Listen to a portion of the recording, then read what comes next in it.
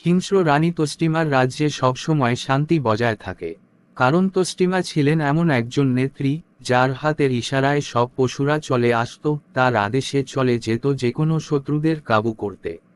তার রাজ্য ছিল এক রহস্যময় বনাঞ্চলের মধ্যে, যেখানে কেউ প্রবেশ করার সাহস করত না।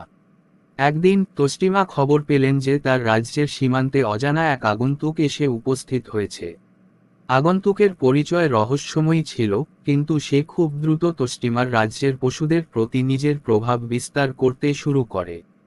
তস্টিমা অনুভব করলেন তার ক্ষমতার প্রতিযোগিতা শুরু হয়েছে। তস্টিমা তার সবচেয়ে বিশ্বস্ত বাঘের পিঠে উঠে রওনা দিলেন আগন্তুকের সন্ধানে। বনের গহীনে প্রবেশ করার পর তিনি দেখতে পেলেন একটি অদ্ভুত প্রাণী দল, যাদের তস্টিমা আগে কখনো দেখেননি। এদের নেতৃত্ব দিচ্ছিল সেই আগন্তুক, যার নাম ছিল আরকান। আরকান একটি শক্তিশালী জাদুকর, যিনি সমস্ত প্রাণীর মনকে প্রভাবিত করার ক্ষমতা রাখতেন। কিন্তু তার ক্ষমতা তস্টিমার মতো শক্তিশালী ছিল না, কারণ তস্টিমা পশুদের শুধু নিয়ন্ত্রণই করতেন না, তারা তাকে ভালোবাসত এবং শ্রদ্ধা করত। আরকান তাকে চ্যালেঞ্জ করল, তোমার রাজ্য এখন আর তোমার নয়, আমি এখানকার নতুন শাসক। তস্টিমা জানতেন এই যুদ্ধ শুধু শক্তির নয়, বুদ্ধিরও হবে।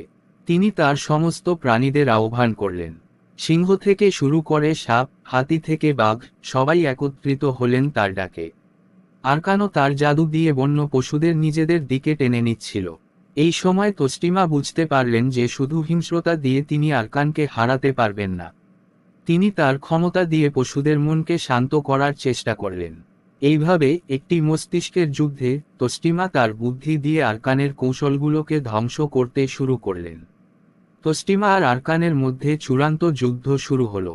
এবার তস্টিমা তার শেষ অস্ত্রটি বের করলেন। তিনি তার পশুদের সাথে মিলে এমন একটি শক্তিশালী তরঙ্গ তৈরি করলেন যা আরকানের সমস্ত জাদুকেও ভেঙে দিল। আরকান বুঝতে পারল তার পরাজয় অবশ্যম্ভাবী। শেষ পর্যন্ত তস্টিমা তার হিংস্রতা ও বুদ্ধির মিশ্রণে আরকানকে রাজ্য থেকে বের করে দিলেন। তার রাজ্যের শান্তি পুনরায় ফিরে এল। কিন্তু তস্টিমা জানতেন এমন চ্যালেঞ্জ আবার আসতে পারে, তাই তিনি সবসময় সতর্ক থাকতেন। তস্টিমার রাজ্য আবারও শান্তিতে ভরে উঠল। পশুদের প্রতি তার ভালোবাসা ও কর্তৃত্ব আগের মতোই বজায় থাকল। তিনি জানতেন প্রকৃত শক্তি কেবল হিংস্রতা নয়, বরং তার সাথে থাকা জ্ঞান ও বুদ্ধির সমন্বয়। তস্টিমা তার রাজ্যের রক্ষক হয়ে থাকলেন এবং তার গল্প ছড়িয়ে পড়ল দূর দূরান্তে। এই গল্পটি তস্টিমার হিংস্রতা, বুদ্ধিমত্তা এবং পশুদের প্রতি তার গভীর ভালোবাসার মিশ্রণে গড়ে উঠেছে।